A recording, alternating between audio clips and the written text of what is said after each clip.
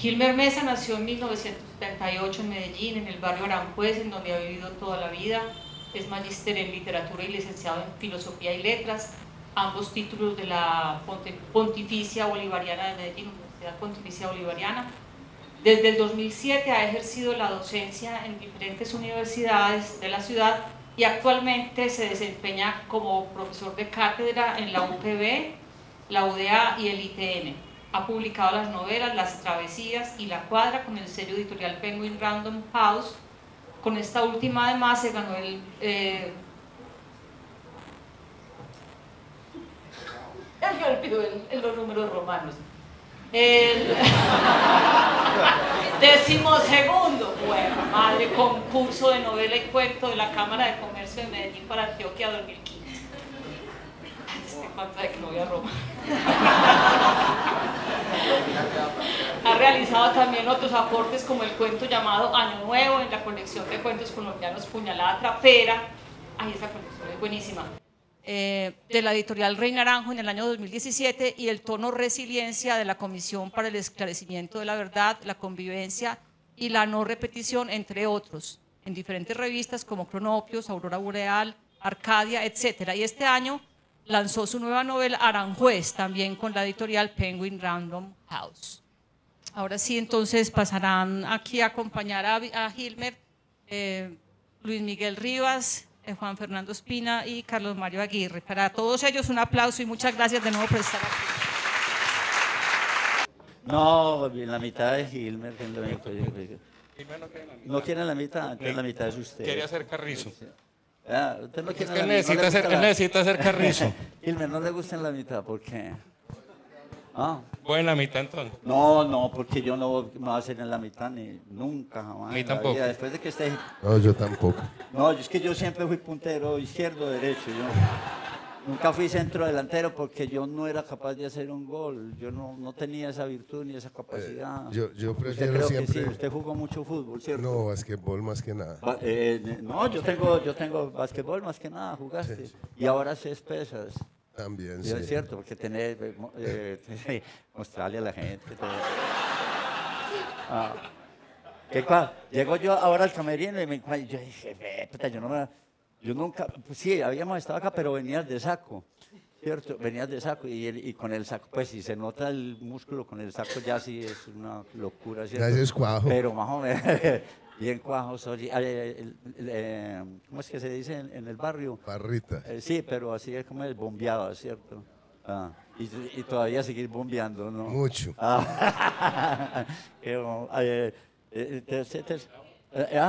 No, la mitad vos... Luis tiene más cara de Jesús. Además que en ese sentido también soy el más alto y más sobresaliente también, sí, ¿cierto? claro. Y más bonito. Puro Dimas. Pues ahorita sí, qué lindo poder estar acá. Ahorita me firmaste los libros acá, porque me dije, después de que él hable va a ser muy difícil abordarlo. Entonces muchas gracias por firmar Aranjuez y Las Travesías y La Cuadra y por firmarnos el alma con esa tinta indeleble de tu literatura. Buenas noches. Esta noche está dedicada a Gilmer Mesa. Esta noche estaba dedicada a su Aranjuez. Y qué curioso, yo ya había hablado de Aranjuez, de mi barrio Aranjuez, del barrio donde yo nací, crecí un poquito porque en realidad yo nunca crecí. Fui muy chiquito siempre, una chinga era yo, pero ya era Aranjuez y ya está hecho, ya está hablado, una memoria. Y luego estaba la llegada de ese Aranjuez de Gilmer Mesa y yo lo sabía, y cuando yo lo sabía, lo supe, ya la obra de Gilmer, el Aranjuez de Gilmer ya estaba escrito. Escrito está. No quedará de ti piedra sobre piedra, y por eso yo cuando hablé aquí en este solar dije que eran mis barrios, pero prácticamente el único barrio del que hablé fue de Aranjuez, del Aranjuez Berlín, del Aranjuez Los Álamos, de San Cayetano. San Cayeta no era santo, comía como una bestia y dormía sobre una estera. Y a los otros barrios míos los nombré apenas de pasada, como quien intenta huir, como una sombra, pasando por sus calles. Y ahora, nada entonces, pero el barrio mío era un barrio muy distinto al de Gilmer. Nuestros aranjueces son absolutamente diferentes.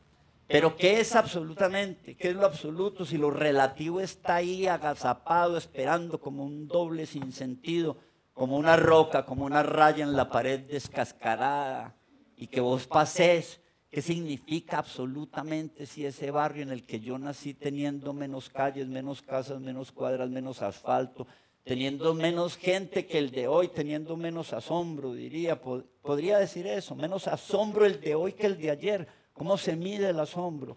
El origen de la filosofía. Por eso, de repente, aunque los tiempos hubieran variado la ecuación, para hablar del barrio, de ese barrio, por ejemplo, como potencia, no como acto, insisto, la ecuación se mantendría, porque según Platón, citado por Sartre, el asombro es el origen de toda filosofía, pero según Bataille es el miedo.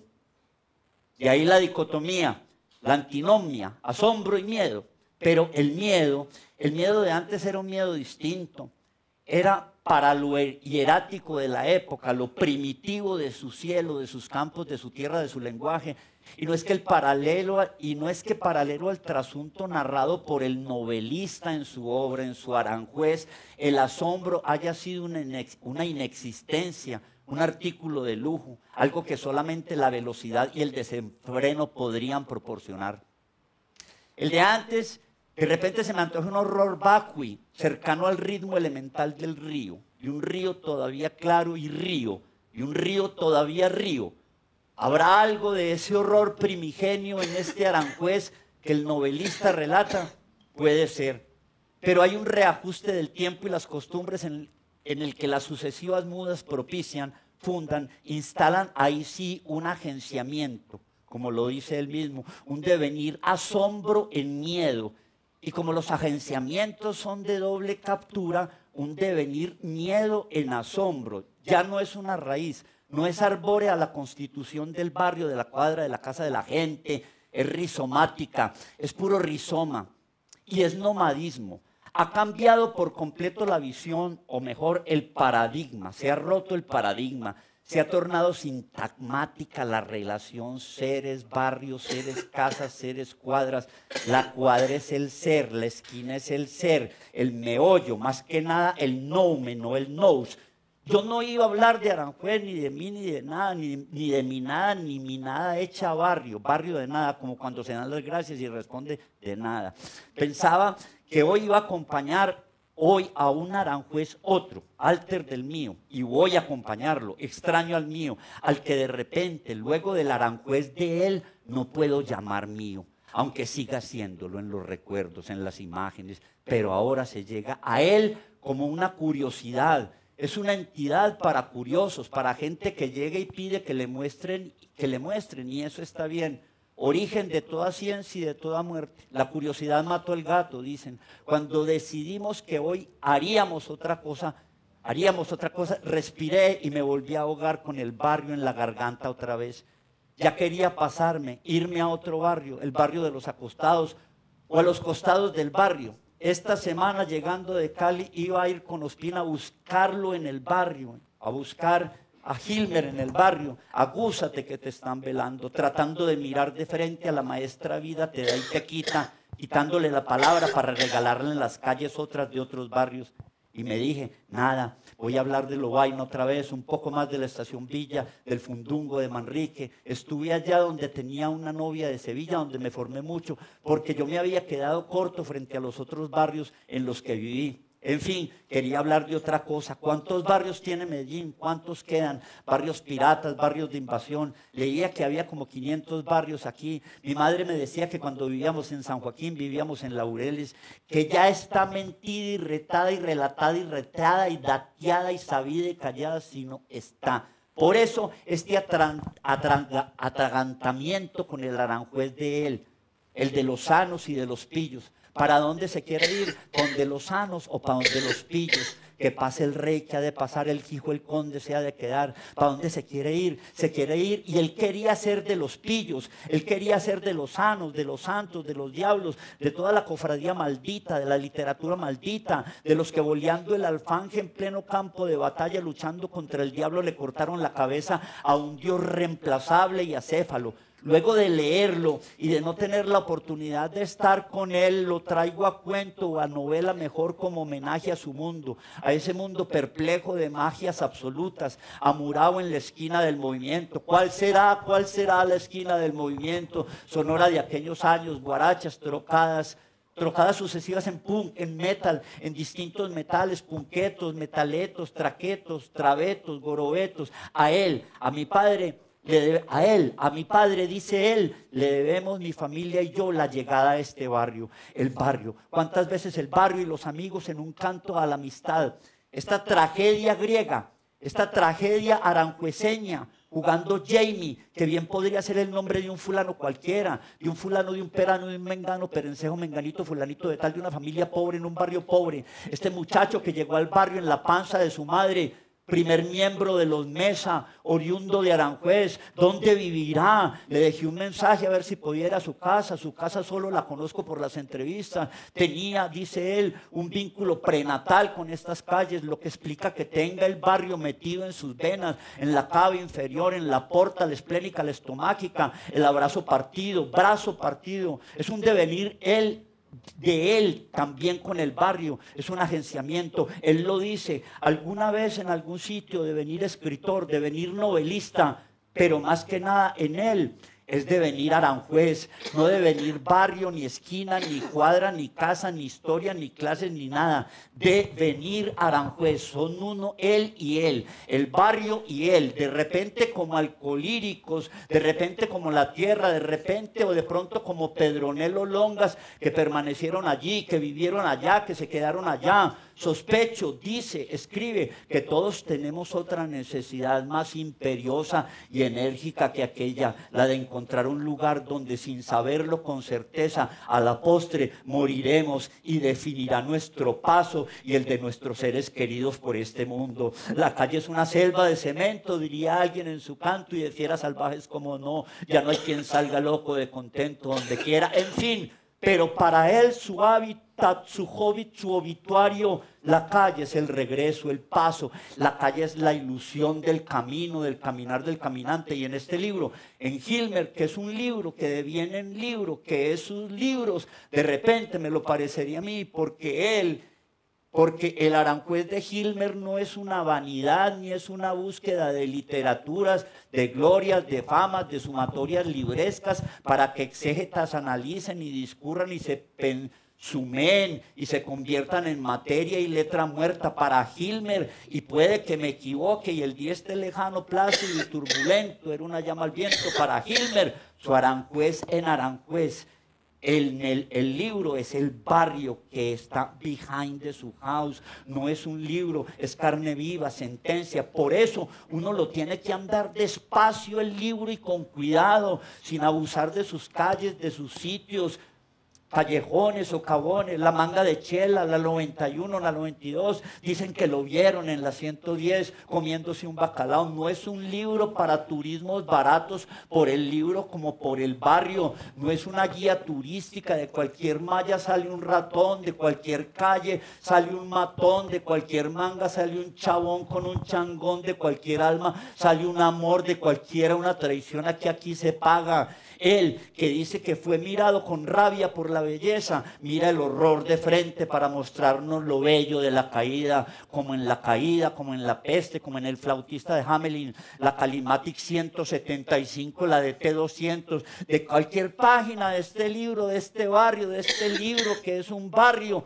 que es un descenso al Maelstrom, una subida al Monte Carmelo, los vagabundos del Dharma. Este barrio, como el libro, está escrito con sangre. Algunas niñas bien podrán pedir a sus amistías que las acerquen a un combo para, como entomólogas, contar vidas de insectos y sabandijas, de horrores y temores y sustos, una montaña rusa de Disney. Pero no, este Aranjuez, que es el mío y que es ajeno y lejano a ese de mi niñez, pero que ya tenía todo el germen. Yo mismo tuve que haber en mi imaginario abierto la puerta para que saliera el infierno de su escondite y buscarnos a todos. En fin, ahora que pienso en mi Aranjuez, pienso en él, en su aspiración de sano por volverse pillo, en su aspiración de pillo por ser un malevo sin trampas, San Gené, comediante y mártir, Él mismo será él mismo un santo y un mártir, depositario de la realidad que lo incluyó en su ficción, que lo gestó, que lo encuadró de cuadro y de cuadra, que lo parió a él y él a su vez, a partir de esa realidad, engendrador, gestor y paridor de una ficción que tiene que ver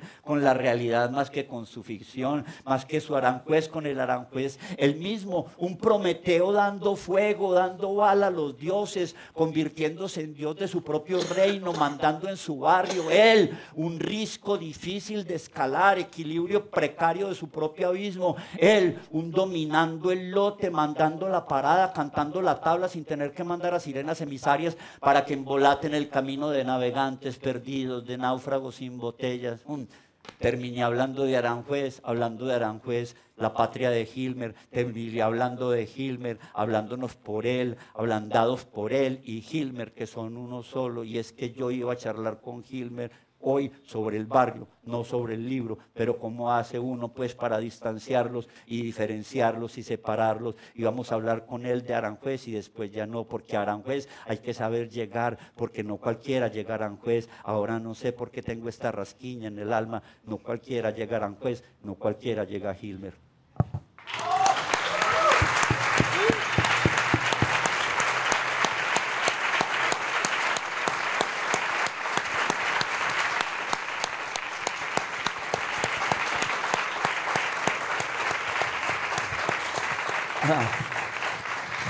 Yo esta mañana que me puse este sombrero no sabía bien por qué, ya sí sé, era para quitármelo el anteojo.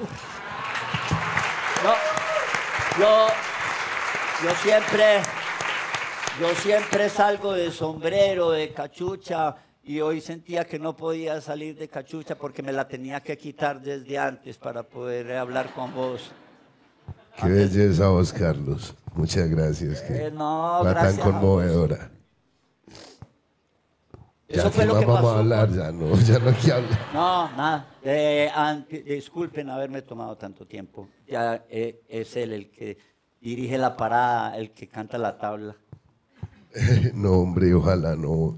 Yo estoy muy contento, pues primero de que ustedes me hayan invitado aquí a este sitio tan maravilloso. Además, coincidió muchas cosas.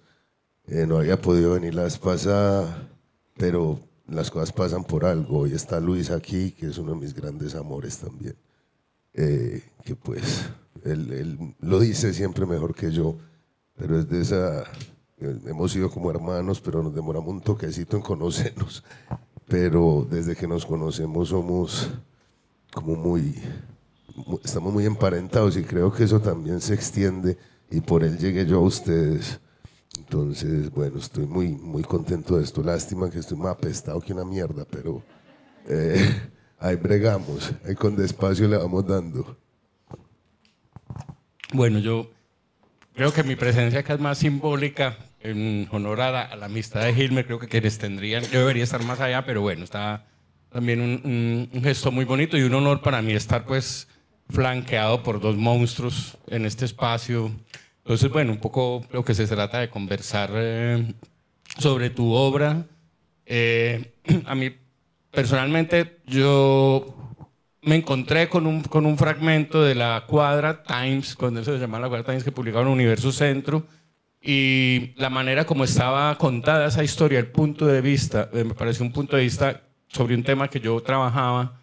Cuando leí lo de Hilmer fue un gran descubrimiento para mí, pues como persona, pero también como escritor. Entonces ahí ya se forjó una especie de hermandad espiritual, más allá de que nos conociéramos en persona, y ya cuando un día nos juntamos, pues todo eso se magnificó aún más. Entonces yo vi por la transmisión la presentación de Carlos Mario sobre el Aranjuez de Carlos Mario, y también es un honor estar acá en esta otra Aranjuez, si poco vos tocas ahí el tema, y me gustaría preguntarle a Hilmer cómo ve esa transición, cómo vio esa transición, o que de ese pasado que tal vez no viviste, pero que leíste o te contaron, cómo fue la transformación para las novelas de la Cuadra de Aranjuez. Pues bueno, no, yo en realidad, como lo dije también Aranjuez, yo llegué pues desde niño a ese barrio. Y a mí me tocó pues un barrio que escuchaban las historias de mi papá, sobre todo pues y de los vecinos, que era un barrio como obrero y tal, pero a mí me casi que entré a la adolescencia a la mano también de lo que estaba sucediendo en Medellín en ese momento. Yo soy un adolescente de los 90 realmente, de inicios de los 90 sobre todo, que fue Medellín la época más violenta que tuvo, entonces es una cosa muy tesa que apenas escribiendo los libros también fue que lo vi ya como en la perspectiva. Y fue que yo me crié en unas cosas que no son absolutamente normales desde ningún punto de vista. Una de las diversiones de nosotros, y aquí están mis amigos de Aranjuez. Ah, bueno, también hay que decir una cosa, esto es una maravilla ver tanta gente con camisetas de AZ y de Aranjuez. Cierto, estando aquí, solo representen. Bien, y era muy teso porque escribiendo los libros fue que me enteré de que uno había nacido en una cosa muy loca. Pues nosotros de 6 o 7 años el parche era ir a ver muertos, ver cuántos habían matado en el día. Y entonces a mí me tocó un barrio que ya para uno eso era como normal, ¿cierto? Bueno, ya después entendí también la diferencia entre lo común y lo normal. Era común, normal nunca va a ser ni por el hijo de puta, ¿cierto? Uno crecer viendo muertos.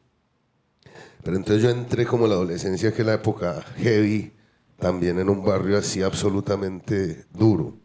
Y ya después para escribir los libros fue que lo vi como desde la distancia y pude hacer como algún tipo de reflexión en torno a lo que fue vivir una adolescencia tan compleja, tan llena de informaciones tan violentas realmente.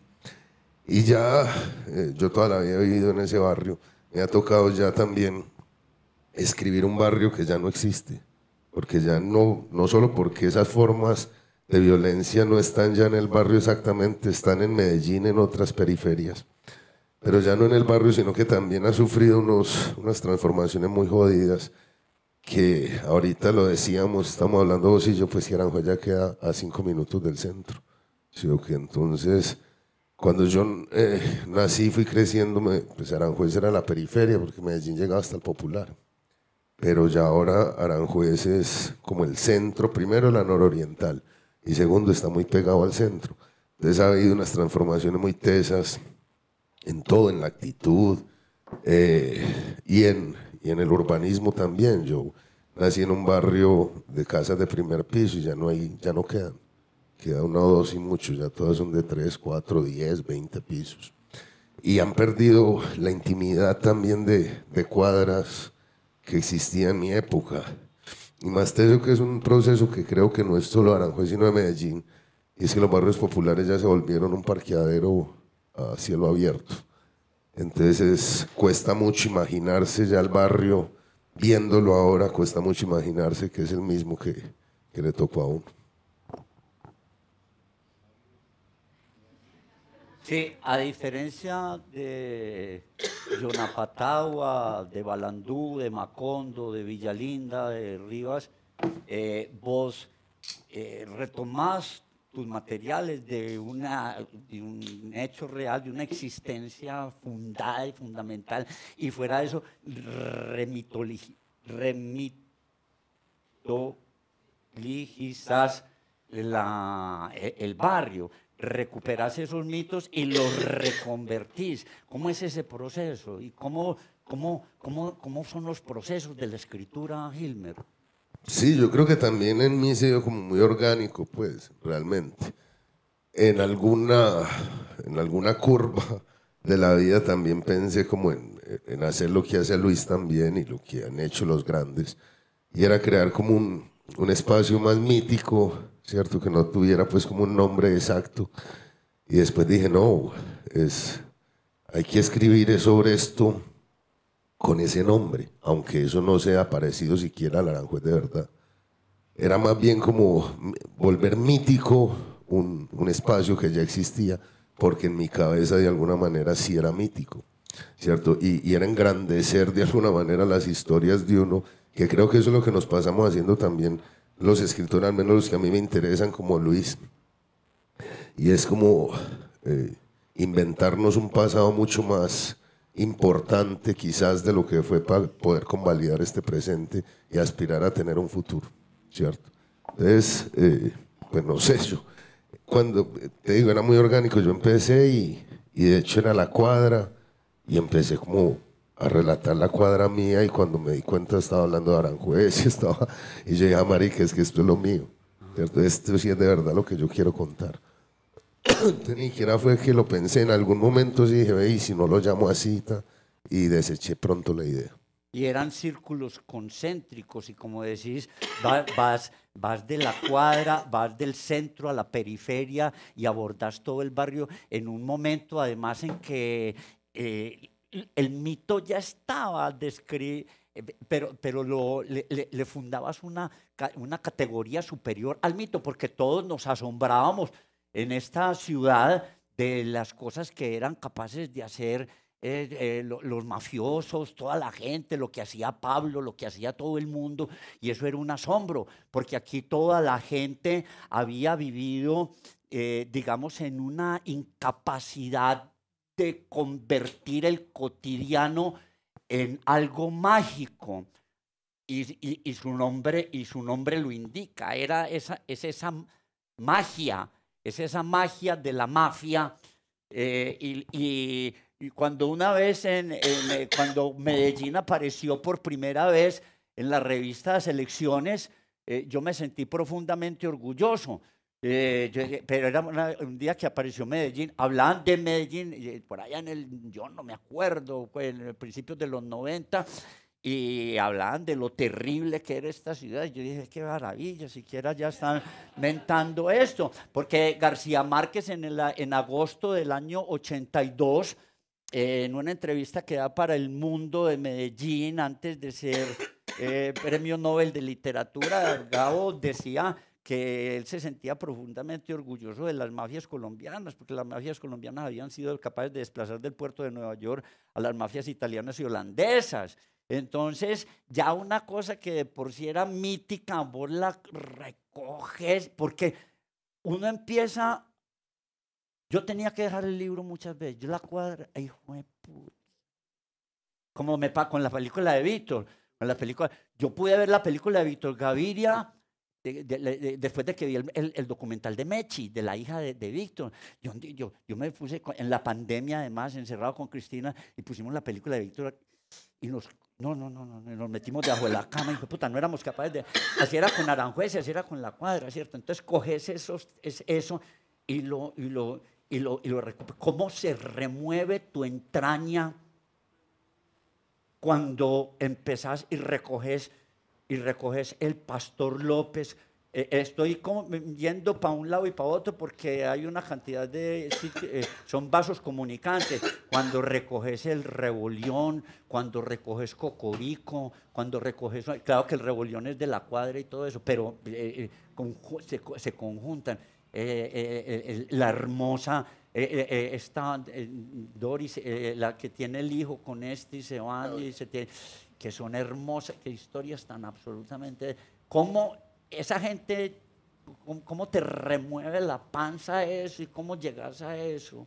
¿Cómo, que además entre narración y narración también vas dictando unos pareceres como de destino, como unos órdenes de lo que es o debería ser, o unas observaciones acerca de sus almas?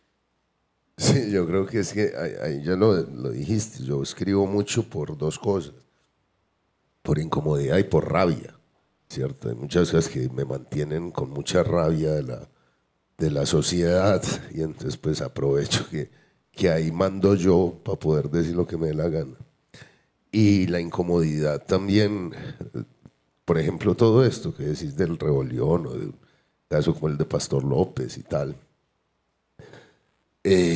Yo no soy muy vallejiano, de hecho, a mí no me gusta mucho, pero él tiene el inicio de la puta Babilonia donde da un montón de adjetivos de la iglesia y dice: la impune y milenaria tiene cuentas pendientes conmigo desde la infancia y aquí se las voy a cobrar. Yo de alguna manera lo que hago en las novelas también es todas esas cuentas pendientes que tienen todo conmigo, ahí se las voy a cobrar. Entonces Yo creo que eso es lo teso de la literatura, que uno ahí puede poner en orden muchas vainas que la realidad no le ha permitido.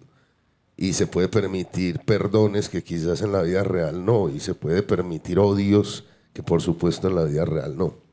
Entonces, esa incomodidad que yo tenía con ciertos temas, entre ellos esa violencia centrada contra las mujeres, creo que no se había tocado mucho o no de la manera que yo creía que se debía tocar. Entonces, ahí fui construyendo eso, retaseando también, cogiendo cosas o distintas incomodidades y haciendo una suerte de Frankenstein con ellas para poder hablar en realidad de la incomodidad en general y no de un caso puntual. Entonces, ahí lo fui tejiendo. Es complicado porque lo que vos decís es como escribir también desde la entraña, pues desde esa molestia que siempre tenía, como que en vez de vomitar físicamente, pues lo vomité en esas novelas. Bueno, como de tu figura, tanto como escritor y de tu obra, hay un elemento que a mí me parece importante y es el hecho de que vos permaneces en el barrio. En los sectores populares generalmente la gente que accede al capital cultural lo hace para irse del barrio a una universidad, a una unidad residencial. Y sobre todo la gente que toma la carrera de las letras, lo hace un poco para hacer la carrera académica, o si triunfa como escritor, también para irse del barrio, ¿cierto? Para ascender. Entonces ese elemento, el hecho de que vos te hayas quedado, yo me acordaba de un documental que hizo Kusturica sobre Maradona. Le contaba que Maradona, ya cuando quiso volver a su barrio, no era el mismo barrio, no era el mismo Maradona, no tenía la misma relación ya con los chicos que creció cuando estaban en las mismas condiciones, y ya la gente del barrio en una gran proporción lo miraban de otra manera. Entonces quería preguntarte por ese hecho de permanecer en el barrio, pero igual vos ya no sos el chico anónimo de la esquina, sos una persona con cierta celebridad, con un reconocimiento, y cómo si esa percepción del barrio cambia en algo, o tu vida cotidiana, y eso de alguna manera en tu obra puede afectar de alguna manera. Bueno, sí, varias cosas. Yo no me voy del barrio por una cosa muy simple. Ya creo que quedó claro cuando escribí Aranjuez, que yo tengo como un vínculo raro con ese sitio. Y en realidad es el único sitio en el mundo en que yo me siento que soy de allá. Y sobre todo que no tengo que hacer nada para ganarme ese puesto. Nací con él.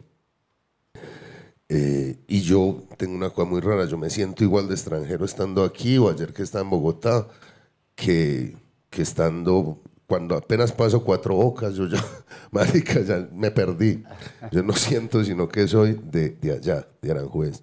Y en realidad es eso, o sea, yo tengo que ir a muchas cosas pues porque son compromiso y tal, pero yo a Aranjuez no tengo que ir sino a vivir. Yo vivo allá. Y allá están las cosas que más me interesan, está mi familia, están mis amigos, y tengo cosas muy locas con eso. Y pues, contestando ya lo otro, pues yo sí sé y siento, por supuesto, que hay como cierto grado de celebridad, pero es una celebridad aparente, pues entre otras cosas.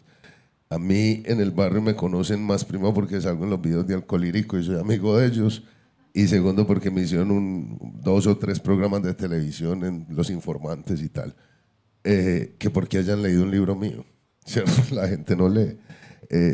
Si no, y es muy loco, ahí en la esquina de mi casa salí un día a comprar hamburguesa y el man que vendía hamburguesa ya, 2 personas me habían pedido una foto y me decís que parce, me dar una foto, y yo, ¿y para qué? Si yo no hay, pues todo el mundo la está tomando, yo también. O sea, en realidad, pues no, es una celebridad aparente realmente, que como que le sueno conocido. Entonces, no, en mi vida no ha cambiado nada, absolutamente nada. Y aquí están mis amigos pues, que no me dejan mentir que sigo siendo el mismo pato de toda la vida. Y en mi obra, pues supongo que no sé, una obra es compleja y se va escribiendo, vos mejor que nadie lo sabes. Sobre todo porque ahora estoy escribiendo una novela, por ejemplo, y ahora que hablabas de la mitología, es eso, una revisión de las leyendas antioqueñas de La Llorona y todas estas vainas, pero en el barrio. Y me impresiona una vaina y es que, como la pensé, ya no la estoy escribiendo así.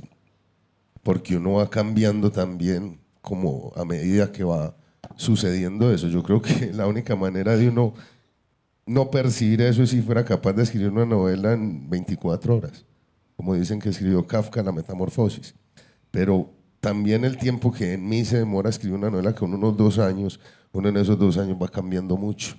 Entonces, no sé hasta qué punto eso se colará en mi obra, pues las sensaciones que uno vaya teniendo. Pues hasta el momento yo voy melo en Aranjuez, pues, y no tengo como ningún problema porque me reconozcan, me pidan fotos sin saber ni siquiera para qué.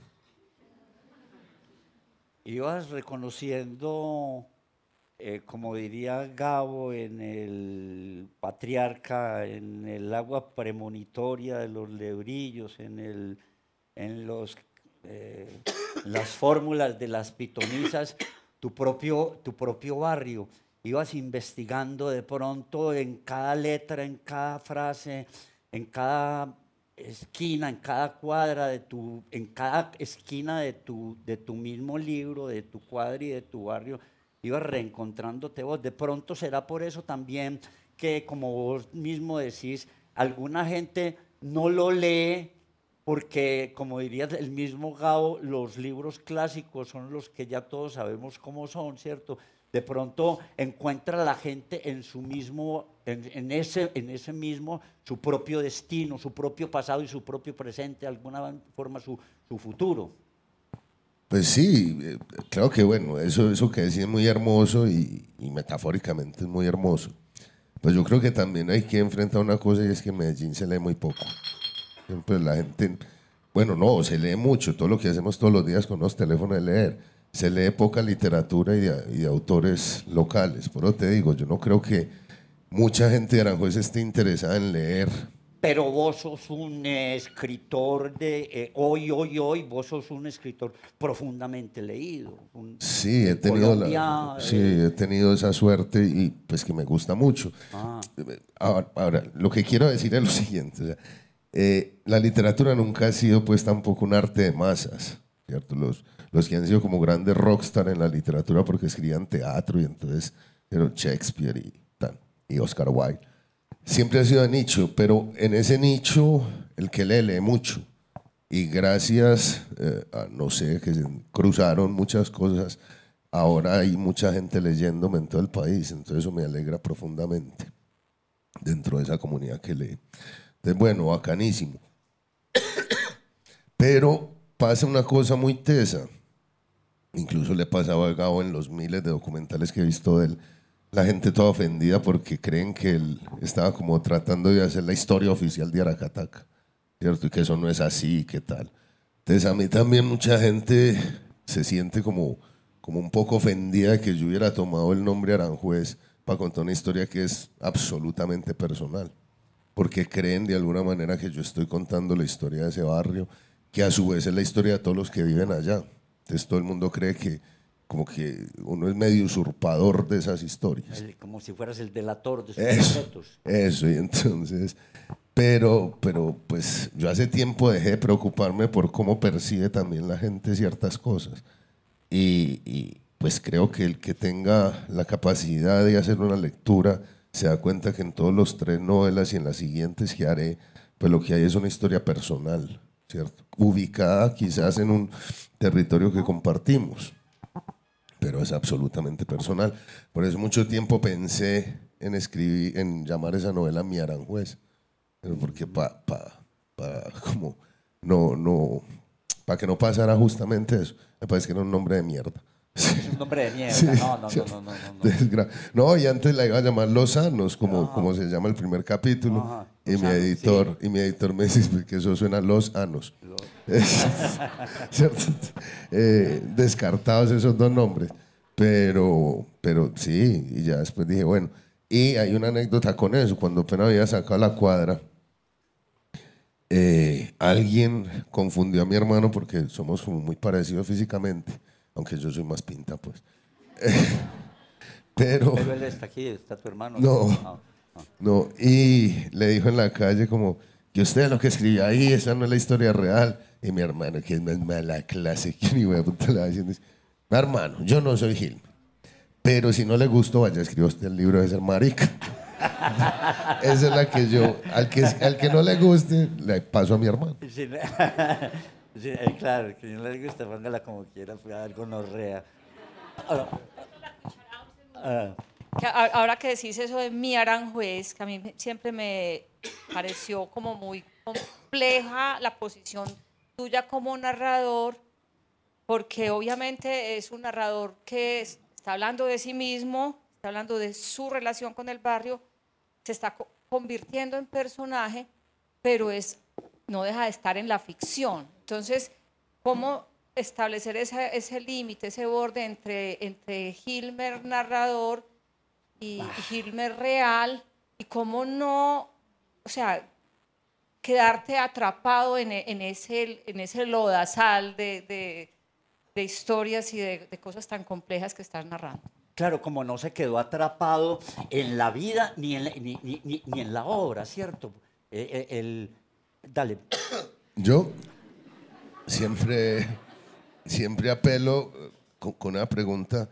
Una vez le pillé una entrevista a Adriana Varela, que es una cantante de tango muy, muy áspera.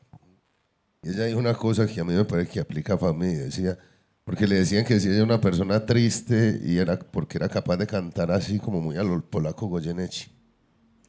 Ella decía, no, yo sé que el tango requiere cierta melancolía, pero yo me cuido mucho de tenerla nomás en el escenario. Cuando me baje, la apago, porque no corro el riesgo de volverme una persona triste. Y yo creo que es lo mismo.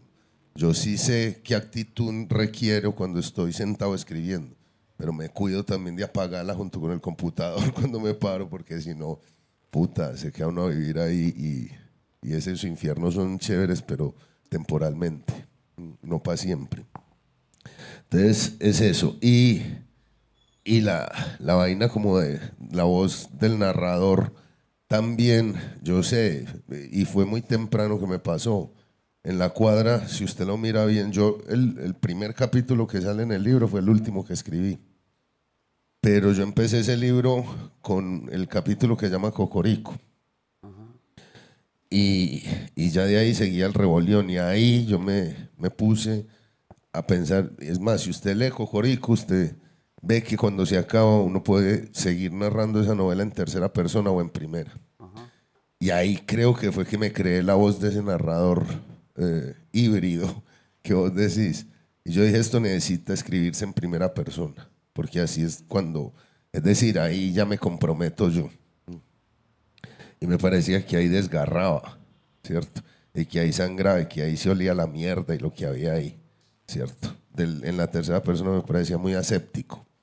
Entonces, claro, esa decisión que finalmente fue de carácter axiológico, pues también me ha traído un montón de confusiones, un montón de vainas. Mucha gente me pregunta, a mí me llevaron a un colegio en Sabaneta y todas las peladitas decían que yo que era un violador porque no estaba encanado, ¿cierto?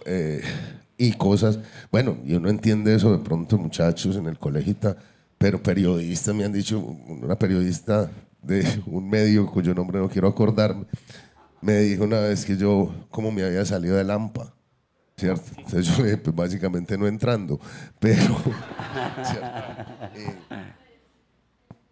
no, y no nos vamos lejos, pille, era hace 2 meses, una señora como que dirige un colectivo feminista o algo, escribió algo así como impunidad en la cuadra y hablaba como de eso, pues como que ella leyó que yo lo que estaba ahí era confesando un crimen.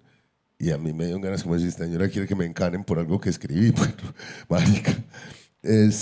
Pero creo que fue una decisión acertada porque así era que yo quería contar esas historias, ¿cierto? En una primera persona muy difusa, porque si miras bien también yo nunca le pongo nombre a ese narrador. Y en muchas cosas sí se parece a mí, pero en otras no. Y esa era justo la voz que yo necesitaba, porque podía permitirle un poco lo que decía ahora, podía permitirle perdones que yo no, y amores que yo no, ¿cierto? Entonces, ahí lo dejo que esté ahí y a veces rabias que sí tengo yo, pero bueno, ahí lo dejé como eso, como que quedara en entredicho. Y ya el que tome tan literal eso, porque yo también entiendo que hay como un morbo, como cuando en las películas le pone basado en un hecho real, ¿cierto? como que quieren saber. A mí, en serio, es que es muy charro. A mí hay gente que me llama y es que, marica, no, yo es para preguntarte una vaina. ¿Qué pasó con Claudia? Yo, qué hueputa. Lo que sé, lo puse ahí en la novela, hasta ahí llego yo. No, que es que decís que Calvo se fue para el centro y nunca volvió. Pues, por eso, marica, y termina. Sí, yo no me fui a perseguirlo, weón. Sí. ¿Cierto? Sí. Entonces, eso es como mirar como si uno estuviera viviendo con esos personajes. Y ya son personajes. Bueno, siguiendo un poco con la con lo que estamos hablando de esa realidad de ficción y realidad, perdón, esa relación de ficción y realidad que planteaba Cristina. Me acuerdo en Aranjuez, una de las historias, todas son muy, muy bellas y muy fuertes, pero la del robo de las campanas es impresionante. Y claro, digamos, ese hecho del robo, las razones del robo y la cosa simbólica de las campanas, pero y uno lo lee como por la primera persona de esa verosimilitud, y si es de barrio, piensa que eso ocurrió literalmente, ¿cierto? Y mucha gente... Marica, hay un montón de gente que buscando en internet que robo de campana en Aranjuez. Entonces, cuando yo me doy cuenta que eso hecho, el específico del robo no existió, pero el contexto y los personajes, y que lo que están narrando es un símbolo, algo que podría haber pasado muy fácilmente, pero quisiera saber en qué momento vos le torces un poco el cuello a la realidad para meter algo de ficción que literariamente lo enriquezca o sea más simbólico. No, eso se va dando también y vos lo sabes. Y de hecho hablamos de eso en estos días. Uno a veces tiene una historia ahí que la quiere, pero como que le falta algo. Y a mí eso siempre me pasó. De hecho, esa historia era... yo conocí a un man ahí en la cuadra, de hecho. Parecía un tipo muy literario. Porque era un man que había sido pintor. Bueno, era pintor, lo que pasa es que entró en desgracia por bebedor. Y era amigo de mi papá y a mí me parecía muy teso, es porque el man se condenaba a rabia porque los llamaban a que pintara una casa, por ejemplo. Y yo era como, con si yo soy un artista, güey. Y le tocaba pintar rejas y todo, pues para poderle pegar al chupe. Y era muy loco.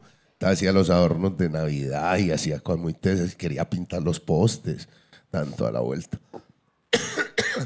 Y tenía un hijo también raro. Yo en la novela lo puse muy amigo mío, pero no fuimos tan amigos. Pero un tipo raro porque era como metalero, en un barrio salsero a muerte. Era un tipo que iba a estudiar una vaina como antropología o cualquier marica que uno ni sabía qué era, pues. Entonces era una pareja rara. Y el cucho muy tanguero y tal. Y yo siempre vi en ese personaje un personaje teso. Como con mucho potencial literario, pero no, como que le faltaba algo. Y una vez estaba yo acompañando a Alcolíricos en un concierto que dio en Marinilla, que el baterista que toca con ellos es de Marinilla. Y es muy figura también, le decimos el balairo. Y nos parchamos en el parque a tomar unos guaros y pasó un cucho y me dice, pero que ese cucho es una figura. Cada que emborracha me dice, Byron, yo sé cómo conseguir plata, güey. Y yo sí, como dice, vamos a robarnos las campanas de la iglesia, güey. Y le contó, hizo el plan, güey, y todos lo tenía, y las campanas de la iglesia Marinilla. Y dice, pero al otro día no me sostiene tan marica, y a mí eso me prende, esto es lo que me hacía falta para este personaje.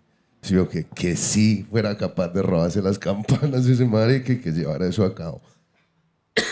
Entonces eso, ese personaje que me había perseguido mucho tiempo, el de Wenceslao, que ahora en esta novela nueva que estoy escribiendo vuelve a aparecer, le faltaba eso, y eso me lo dio la historia de este man. Yo, Wence, a lo bien si se hubiera empeñado era capaz de robar esas maricas campanas, a lo bien. ¿Y no has pensado en robarte las campanas? No, robemos esas putas campanas. Eran muy chiquitas, hay que robarse unas más grandes.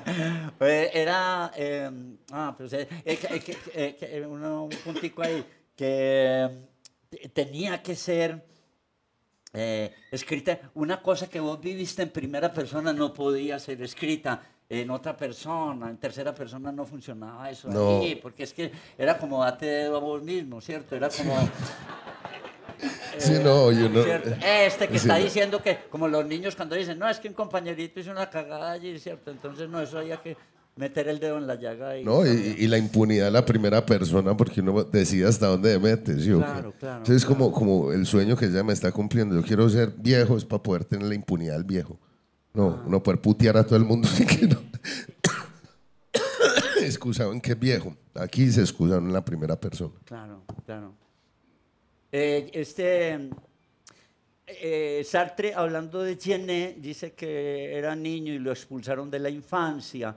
Pensaba yo en algún momento, reflexionando después de leer las novelas, que de pronto estos chicos eran niños y acogieron la cuadra como su paraíso.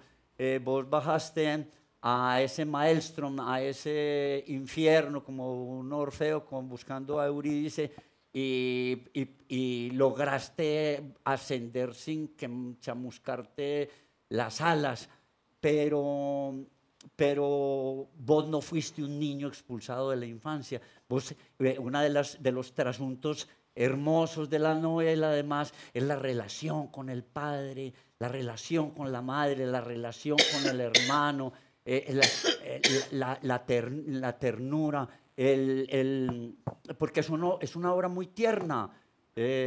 Aranjuez y la cuadra la ternura de la despedida es del calvo, ¿cierto? Y el amigo, son absolutos. Inclusive en las muertes más profundas hay una gran ternura. Y vos no fuiste un niño expulsado de tu infancia. Aquí en la foto final estás vos con tu hermano y tu padre, y manejas esa ternura. La obra no se derrumba en la defenestración, en la desesperación. Hay una suerte de esperanza en toda la obra. Que yo creo que es la misma también que tengo en la vida. O sea, mi familia me salvó el alma. Pues ni siquiera la vida no era tan importante. Me salvaron de tener una buena alma, ¿cierto? De ser incapaz o de estar incapacitado para el mal. Y eso es mucho más valioso. Por eso creo que nunca fui expulsado de la infancia. Incluso a riesgo de que mi hermano sí se jugó también su vida un poco para protegerme a mí. No es que esté diciendo que él lo hizo intencionalmente, pero algo en él había que no quería que yo me asomara allá, y por eso nunca dejó que yo me parciara como con ellos, y yo era empecinado pues por una idea como de emularlo a él en todo. Entonces, por un lado eso, y por otro, a mí me pareció muy brutal la manera en que mi papá y mi mamá lograron como recomponerse. Un poco lo que decía ahora de Adriana Varela, ellos tenían como el luto encerrado, que a veces uno abría una endija y los veía, pero como recomponer ese luto para podernos criar a mi hermano y a mí, a los otros dos que le quedaban. Y yo creo que ahí en gran medida, sí, ellos me salvaron el alma. Y mi papá fue una cosa impresionante, y mi mamá más, ¿cierto? Que son tipos de personas muy extraños, porque no tuvieron mucha ilustración, pero tienen una inteligencia como distinta, ¿cierto? Como de ecuanimidad muy tesa, ¿cierto? Entonces, eso creo yo, que ahora que les decía como que me salvaron el alma, yo creo que esa alma es la que finalmente escribe estos libros, que puse muchas historias en unos escenarios violentos y tal, pero a mí incluso las 3 novelas me parece que son novelas sobre la pérdida, ¿cierto? Sobre la ausencia, no sobre la violencia, que obviamente está interconectado, porque pues ya estoy mamado de eso, que la gente aquí vivimos en este mierdero de violencias, y cada que hablamos de ella la gente quiere que escribamos como sobre flores, ¿cierto? Y entonces digo yo, pues no, eso pues a mí no me interesa. Habrá que seguir manteniendo ese escenario en el donde se dan nuestras vidas cotidianas, pero haciendo hincapié en esas otras cosas. Entonces yo creo que son novelas que también hablan como de la nobleza de esos personajes, porque lo que vos decís, hasta en los más violentos, yo encontraba como ciertos gestos de nobleza. ¿Vos te concebís como un escritor que está haciendo una obra que está dividida en varios libros, o también como un escritor que puede escribir libros. Estos tres son esta trilogía. Bueno, ya acabaste de decir que tiene que ver con la pérdida, pero también es la explicación de un lugar en el mundo. Y luego viene el de los espantos, que tiene alguna relación. Entonces, ¿te concebís como el realizador de un tema concreto o también la posibilidad de contar otras cosas? Sí, yo creo que en el fondo, y no me acuerdo si fue Celine o quién el que dice que uno siempre escribe el mismo libro. Y Gagua también. Cierto, eso. Pues yo sí creo, lo que pasa es que no te podría contestar eso, Luis. Yo detesto un poco, pues uno no puede detestar un poco, pero bueno, sí, que coman mierda. Detesto mucho Sí. a los escritores que se pagan como cazando temas, güey. A mí eso me la pela, porque terminan siendo es como un telediario, ¿cierto? Entonces pillan y escriben novelas sobre el escándalo nuevo. Yo no, y creo que nunca lo voy a hacer. O bueno, me tendrían que pagar mucha plata, ¿cierto? Pero no, mentira, no. Si me pagan mucha plata, menos lo hago. Pero yo creo que yo ya sí en realidad tengo más los temas que tiempo para escribirlos. Porque yo creo que ahí están. Pero puede que mañana me interese en otra cosa y creo que será válido, porque si lo hago desde la honestidad que he hecho estos libros, pues sí, puedo escribir de lo que sea. Lo que pasa es que no. Y también conozco escritores que incluso me agradan mucho, pero que van como de género en género. Entonces escriben una policial, después escriben no sé qué y tal. Y es cierta destreza que tienen. Para mí me parece que el arte, si no habla del alma humana, no me interesa. No es que no exista, como el arte feliz tampoco me interesa, ¿cierto? Yo creo que el arte está ahí para que uno se sienta menos solo con las mierdas que uno tiene. Y si yo puedo hacer eso desde lo que escribo, como lo haces vos también, pues podemos escribir de lo que sea. Esa sería como la única condición. Ya lo otro, sí, yo creo que es que no me interesa. Pues yo, por ejemplo, no me veo escribiendo ciencia ficción o cosas de estas. Porque no me interesa. Sí, menos como un coleccionista de historias que como un agujero negro de lo que ocurre y ha ocurrido en tu patria, que es tu barrio también, ¿cierto? En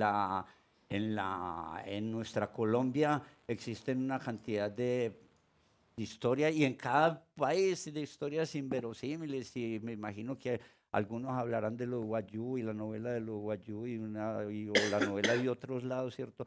Pero hay un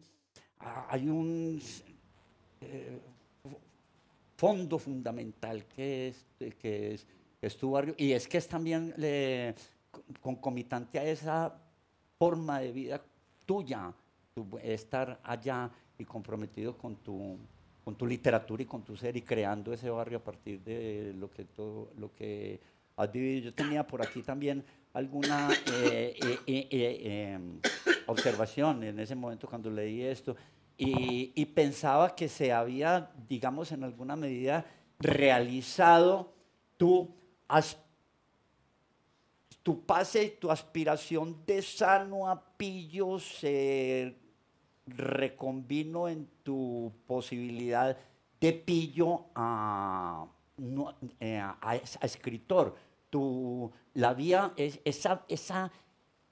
esa barrera tan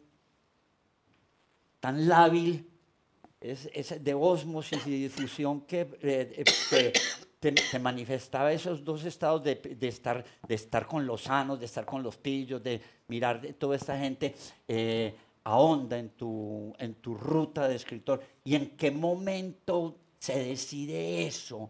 ¿En qué momento hay una especie de epifanía, hay un corte fundamental en el que vos, digamos, renunciás, por decir algo, y sos capaz de salirte de ese torbellino?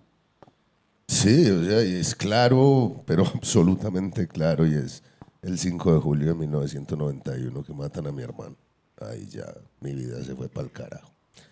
y mi vida, y con ella pues las aspiraciones de bandido, de incipiente bandido que tendría. Pasa eso y en serio, tendría que haber sido un psicópata para no percibir que esa muerte de él mató a mis papás también. ¿Cierto? Y que ellos vivieron en rumor de muerte de ahí en adelante, o vivieron con una parte muerta de ahí en adelante, como cargar una extremidad que ya no funciona. Y como los vi hacer eso, en serio, yo ya no podría ni siquiera pensar en esas vainas. Primero le cogí como la mala también a ese ambiente. Y segundo, como que nos blindamos los que quedábamos de esa familia, como en torno a esa misma muerte, para ya pues jamás pensar en siquiera tener algo que ver con una vida así. Entonces, claro, ese fue el momento, pues, tal vez de una epifanía, como lo llamas. Me parece que pues en ese momento uno no sabía para dónde se iba a tirar. ¿Cierto? A mí me llegó ya el basquetbol y bueno, otras vainas. Y finalmente ya con el tiempo y mucho después y tal, le cogí aprecio a los libros y a la literatura y tal. Pero sí, ese periodo ahí se estaba como encunando algo dentro de mí, que cuando encontré la forma de expresarme en la vida, que fue escribiendo libros, yo sabía que eso era lo que iba a escribir. ¿Y qué eran los primeros libros que leías? ¿Cómo los encontraste? No, yo fui muy raro y llegué muy tarde a los libros, de verdad. Vea, yo en realidad en el colegio no leí un carajo, pero nada, porque además me ponían unos libros, pues... ¿Eras vago en el colegio? No, mucho. Maqueta. O sea, ni maqueta, porque es que yo estoy en el Alzate, güey. ¿El Alzate? Sí, yo era una lumbrera. Era una putera, sí, yo era una lumbrera, güey. Entonces, pero era muy indisciplinado. Pero preferí, por ejemplo, la química que me enseñaron, me gustó más que la literatura. Es que a mí en octavo me pusieron a leer El Cantar del Mío, sí. Eso todavía hoy me parece aburridor. ¿Cierto? Y en noveno, pues digamos que ya después sí me gustó mucho Nietzsche, pero uno en noveno leyendo es que el Zaratustra de Nietzsche. Marica, no lo entiendo ni ahora.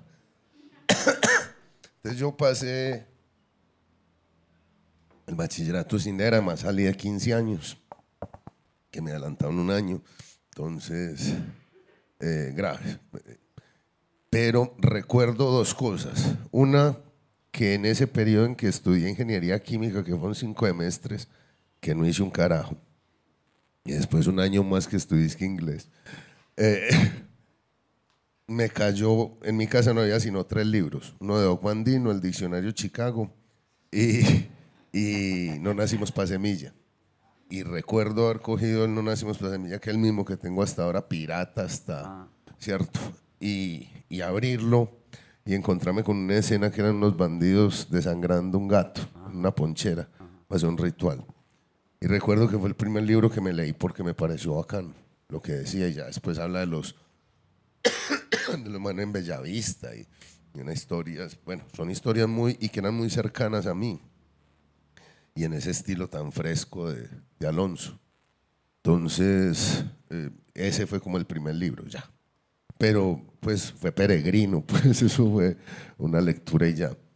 Pasa que después me salgo de estudiar ingeniería química, retorno tiempo después a la universidad después de un año de estudiar inglés. Y como, es la bolivariana. Sí. Y como me había ido tan mal porque yo creí que ingeniería química era parecida a la química del colegio. Ajá. Cierto, qué gravedad. Si uno a los 15 años no tiene ningún criterio.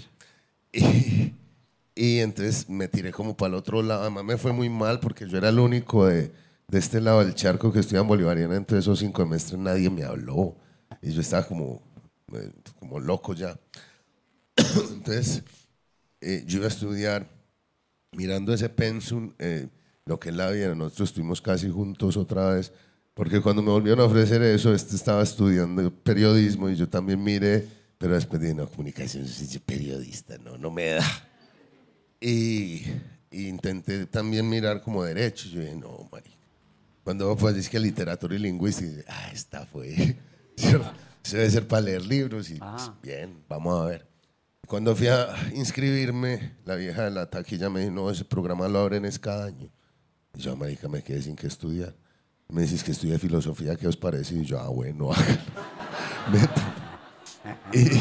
y me metí, esa es mi vocación, ¿cierto? Y me metí, y ahí sí, no por la filosofía ni nada de eso, sino que conocí compañeros que siguen siendo mis grandes amigos.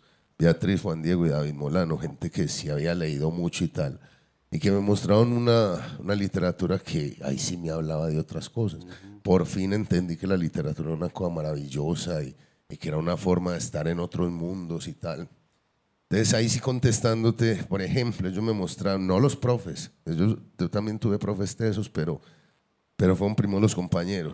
Ellos me mostraron, por ejemplo, a Cortázar, man que nunca había leído y uno leer Continuidad a los parques, marica, eso era muy deslumbrante. Y me mostraron a Gao. Entonces, claro, ahí sí ya me fui como enfilando. Y que me volara la cabeza, por supuesto, cuando leía a Rulfo. Y esa belleza, esa economía del lenguaje de él, y sobre todo que a la mitad de Pedro Páramo me doy cuenta que es un diálogo entre muertos. Y ay, marica, es que la literatura no puede poner a hablar a los muertos y todo. Y yo con el problema de cargar esos muertos que estaba cargando, dije, voy melo. Este era el sitio que yo quería en mi vida. Ahí fue que me enamoré de la literatura. ¿Qué? Sí, dale, no, dale vos. No, que siguiendo un poco con el tema, yo siempre te he dicho que yo leo algo de Hilmer y me lo imagino parado en la esquina de un barrio recostado, con un pie apoyado en la pared y contando historias con ese vozarrón de león recién levantado y una mezcla de lenguaje de barrio, sabiduría de calle y erudición libresca. Creo que eso es un poco lo que hace una voz tan particular. Quería saber si llegaste allá inconscientemente, en un momento ahí ha habido una conciencia del lenguaje y de esa mezcla, como te digo, del lenguaje de calle con libros.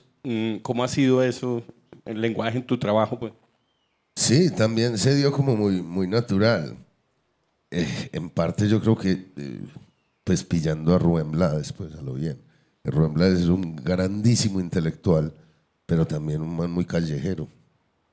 Entonces, y en él se encontraba eso. Ayer nomás volvimos a repasar todo el Maestra Vida. Y eso es increíble, pues un man que a una canción le mete una orquesta sinfónica, ¿cierto? Para cantar una historia de un barrio.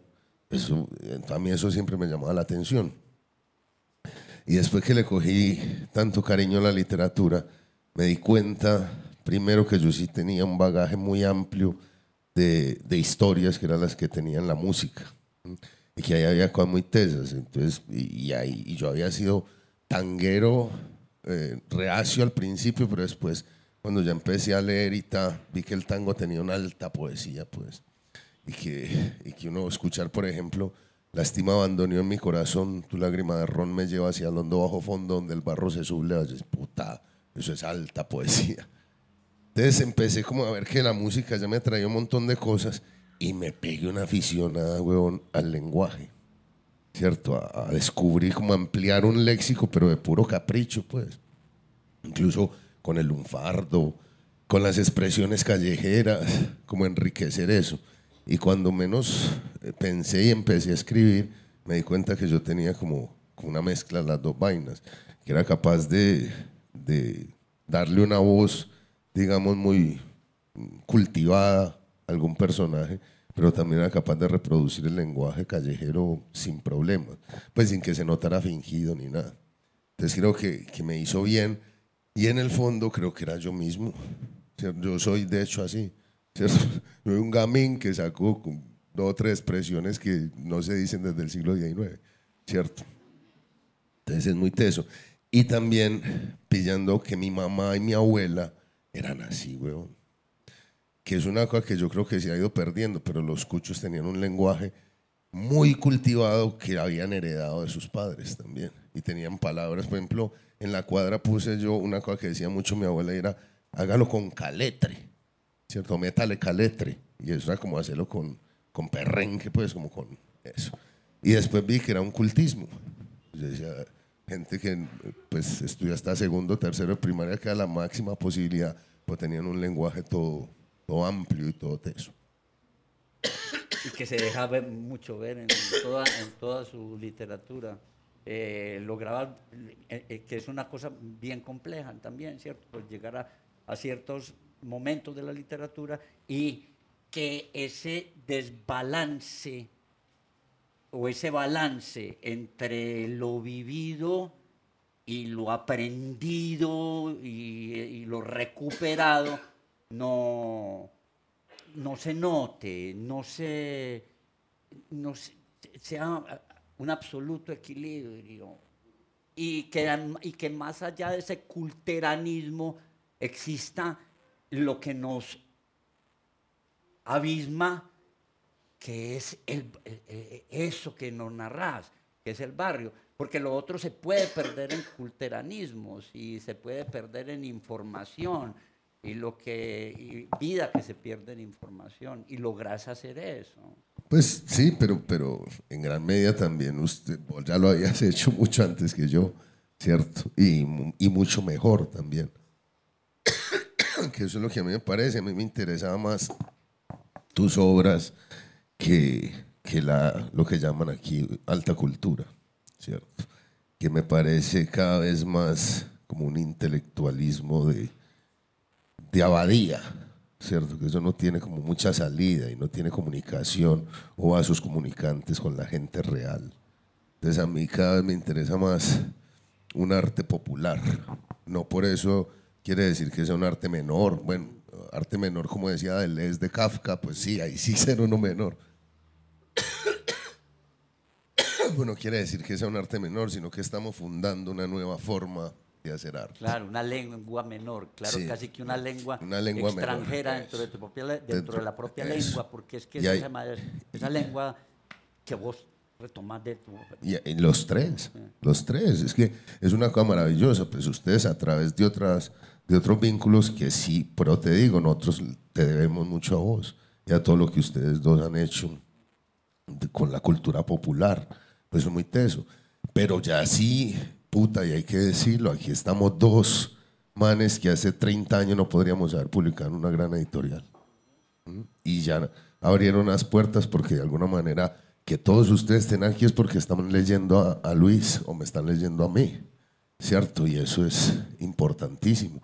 Era otra voz que hacía falta, porque claro, antes con la de ustedes era suficiente, por supuesto, pero desde la orilla de la literatura escrita, eso no veía, la literatura la había escrito la élite, al menos a través de las grandes editoriales. Y no está mal que lo hubieran hecho, lo que pasa es que es una sola voz que contaba una ciudad que es muy compleja. Entonces es bueno que ahora sí haya otras voces. Y yo creo que estamos en serio. Y ahí meto Alcolíricos también, por supuesto. Ya todos estamos fundando una nueva narración de estas ciudades de un lenguaje distinto y popular, ¿cierto? Esto es la brigada de lo popular, a lo bien, estamos haciendo arte popular, ahí sí de verdad. Y que yo creo que el trabajo del Águila Descalza, tanto para Hilmer, para David Betancourt, para mí, lo que decía Hilmer, o sea, pues, somos escritores o personas que hace muy pocos años, no... Ese lenguaje, no por las personas en sí, sino esa manera de ver el mundo no tendría una visibilidad, y es una herencia que ustedes como que abrieron camino planteando una visión crítica de la vida con lo popular y también con una erudición y con una visión del mundo profunda. Entonces, nada, ya, un pequeño paréntesis, pero otra de las razones para estar muy contentos de estar acá.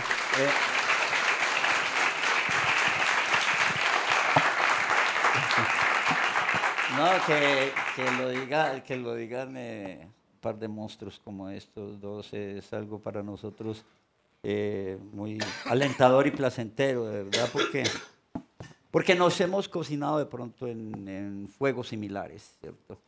En esa necesidad de mirar el diablo de frente también. Por eso ahora cuando hablabas de tu próxima novela, de toda esa mitología, recordaba también esas noches espeluznantes y esos tiempos especiales con que a la subida de Moravia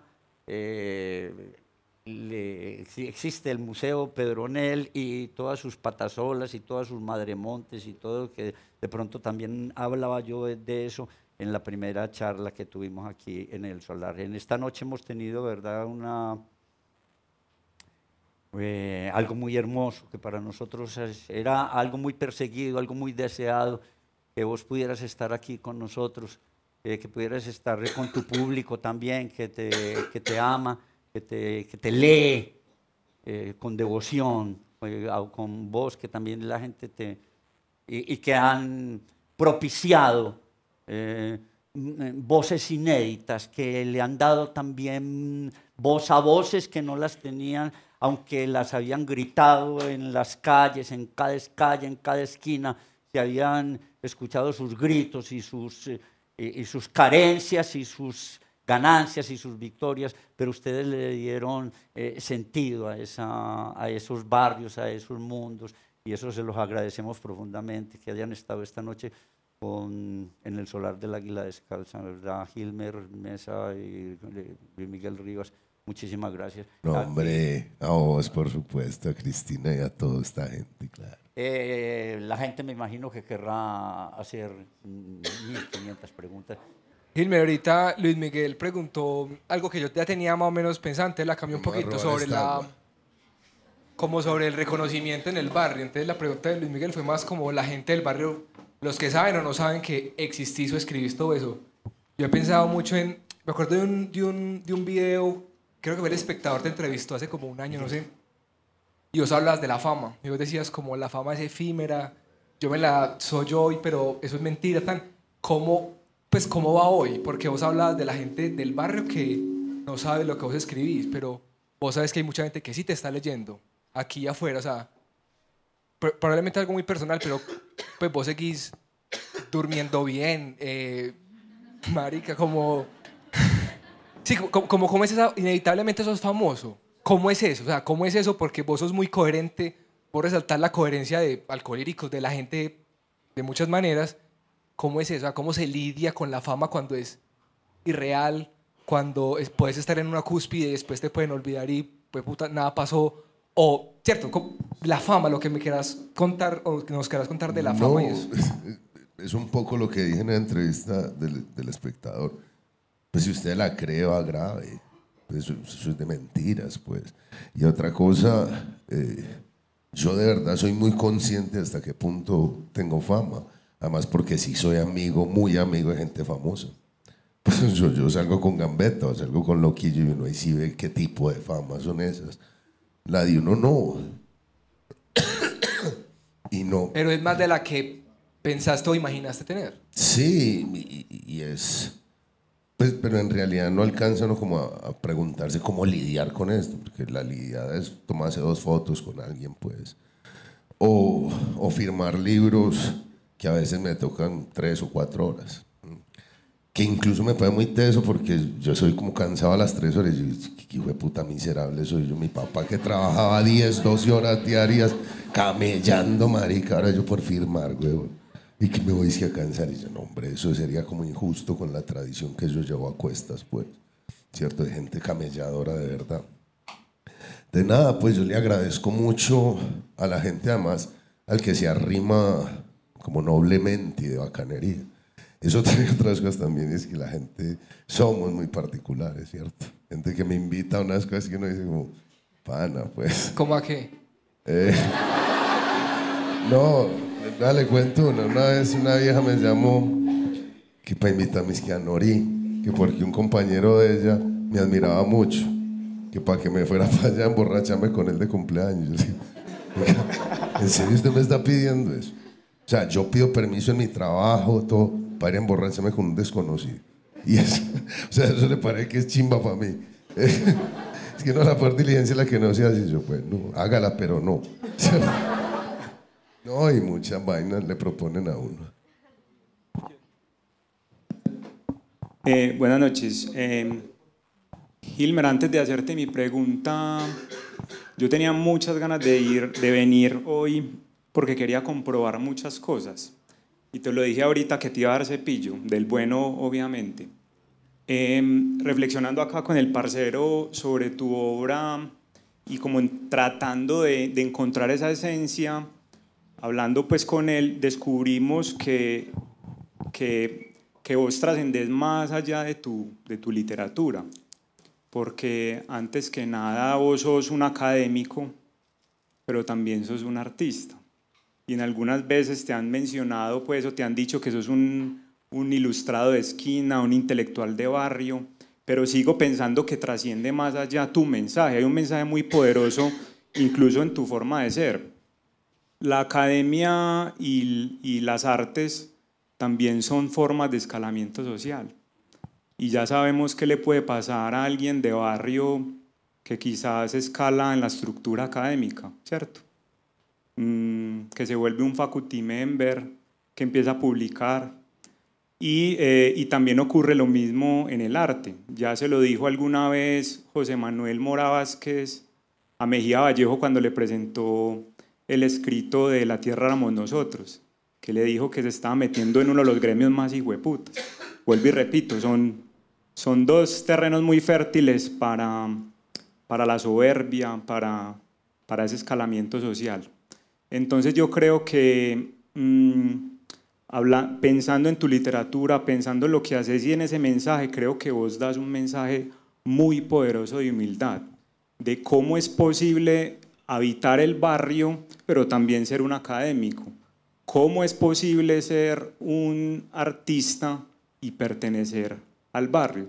Sobre todo cuando, ya lo dijo Robinson Posada en la pasada sesión, que queremos ser de barrio. Entonces allí hay un mensaje muy poderoso y yo te quería dar las gracias porque cuando uno lee tus libros, yo personalmente siento que son libros de amistad. A vos te interesa mucho ser buen amigo y eso está ahí reflejado.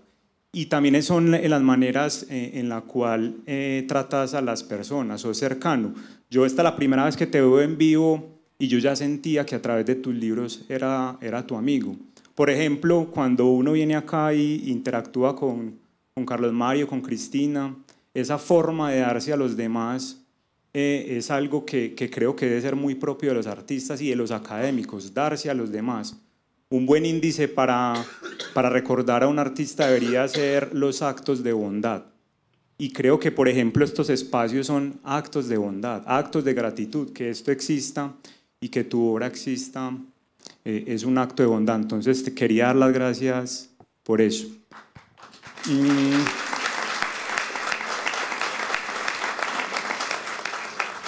Y ahora sí la pregunta.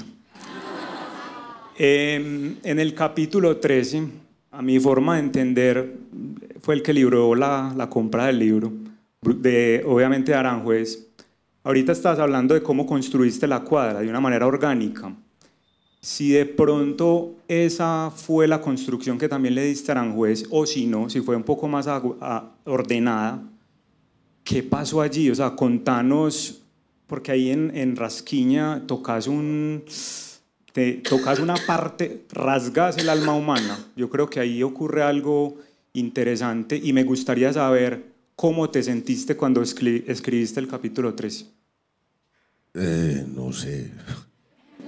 Sí, no, pues yo creo que el sentimiento que tenía era como constante, sobre todo en esos capítulos intermedios, pues, que era de la bronca tan tesa que yo tenía de ver a mi papá de verdad y sí, consumido en esos lodos espesos de la desmemoria.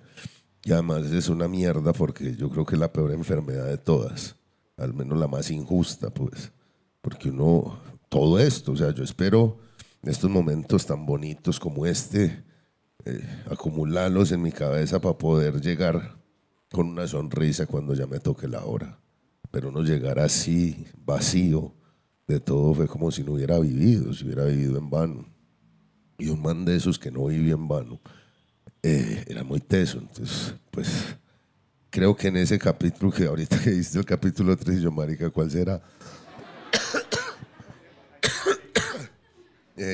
Sí, ese, el del bucle, que fueron capítulos de esa misma época yo tenía mucha bronca, de verdad, de ver eso. Y que después también lo entendí porque fue muy teso, porque mi papá se me estaba muriendo sin yo haberle dicho muchas cosas que siempre las pensé, pero que también por ser hijo de él nunca las pude decir. No nos enseñaron cómo a manifestar eso. Y entonces pues era como una forma de poner en orden algún montón de vainas con este man y hacerlo en un libro que va a durar mucho más, obvio ya que él y mucho más que yo. Entonces creo que esa era la sensación, que tampoco la percibí. Yo muchas cosas no las percibo cuando estoy escribiendo, porque estoy preocupado también en que me quede bien, en que el párrafo sí esté melo, ¿cierto? Pero después en la revisión sí cae uno en cuenta de unas vainas y es muy teso. Y a mí con Aranjuez me pasó una cosa muy loca. Mi papá muere, yo después de que él se muere terminé el libro, hice toda la vuelta ahí de la edición. Editar un libro es una cosa larga, unos 8 o 10 meses. Y cuando me entregaron el libro, ahí lo estoy viendo, justo porque uno cuando ya va a salir, primero imprimen una sola copia, como para que uno la pille ya. Y me llegó a la casa y la vi, y esa foto de la atrás, marica, y ahí sí me cogí una cosa, como que una sensación de que, marica, este man se murió. O sea, de verdad, lo había tenido como vivo, como otros 3 años, ¿cierto? Como en el recuerdo y tal. Y ahí me dio en serio como un vacío, como una orfandad, que yo dije, puta, sí, como dice al final del libro, es el que ya no tiene padre. Y me guindé a llorar y fue una cosa toda tesa. Pero supongo que, bueno, de eso he tratado también, sí o qué. Entonces, creo que esa era la sensación que tenía.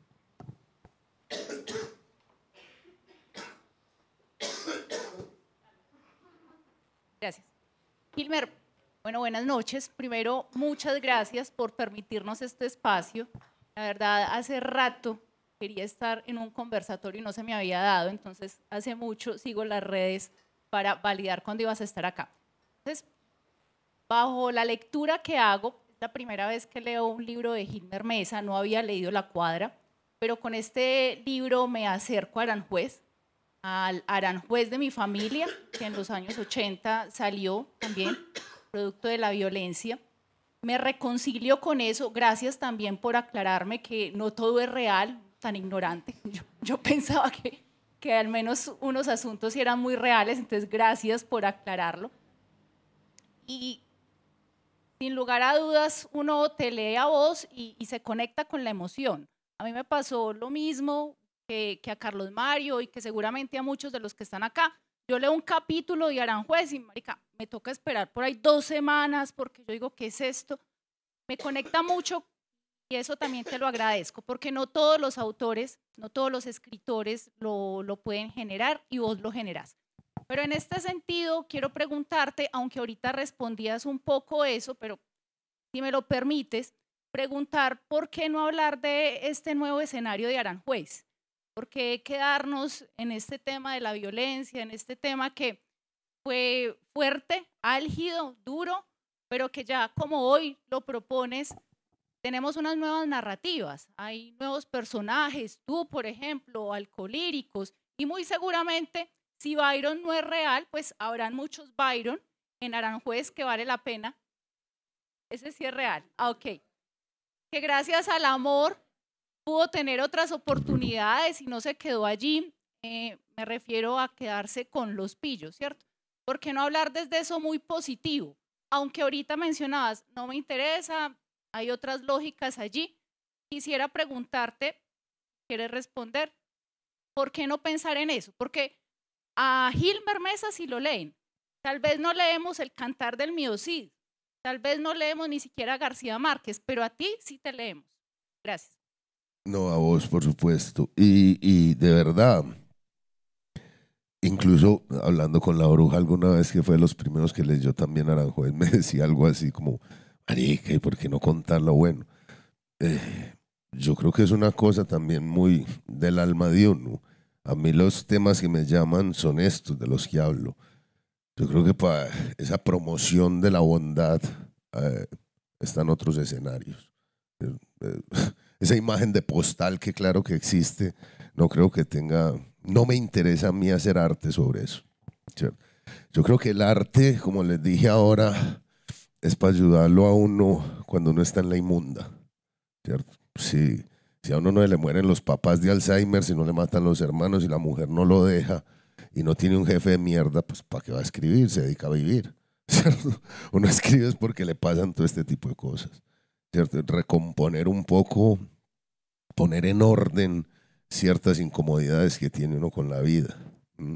Es otro como tan alentador. En serio, yo creo que es una buena narrativa, pero para otros espacios, no para el arte, justamente.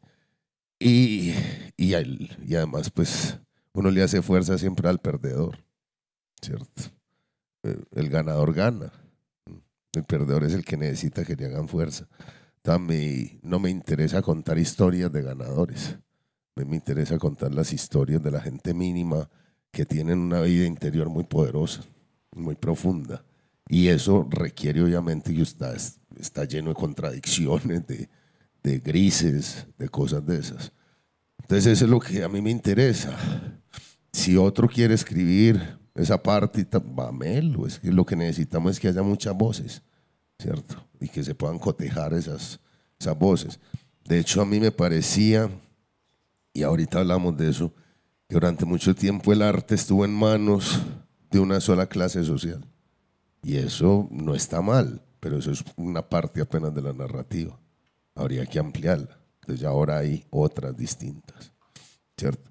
Y si llega el momento de que sale un montón de escritores diciendo que Medellín es lo último en guarachas, melo, ¿cierto? Que lo hagan. Si lo hacen bien, va melo. Buenas noches, maestro Hilmer. Hablando de Aranjuez, ¿qué es tantas cosas? ¿Es un libro? ¿Es las personas que lo habitamos? ¿Es usted, por supuesto? Mucha gente muy importante, pero más geográficamente Aranjuez también son unas calles, unas casas, una iglesia. Entonces, así más geográficamente preguntándote acerca del barrio, por esos lugares que en tu juventud que habitabas y cuando fuiste creciendo, y ahora esos lugares que vos decís, Aranjuez, hagan eso, vayan a este lugar, conozcan, o si decís, no vengan por acá que ya somos muchos. ¿No? Eso era lo que le iba a contestar. No, claro que sí. Marica, yo no soy un guía turístico. No, de hecho, en serio, me han intentado como contratar y es que háganos un recorrido. Y marica, oigan esto. No. Y en serio no vayan que la gentrificación nos está matando. No, Aranjuez es chévere, pues todo, ¿cierto? Pero yo no soy pues como quien para recomendar. Vayan a mi casa y me dejan. Pero de esos lugares de tu juventud que habitabas, pues donde parchabas, vos decís que sos muy del barrio. ¿Nos puedes hablar un poco de ellos? Yo sí soy del barrio, pero no es sobre todo de su cuadra, ¿cierto? Entonces, pues joven, toda la cuadra de la cuadra, que es la 51B, entre la 94 y la 93.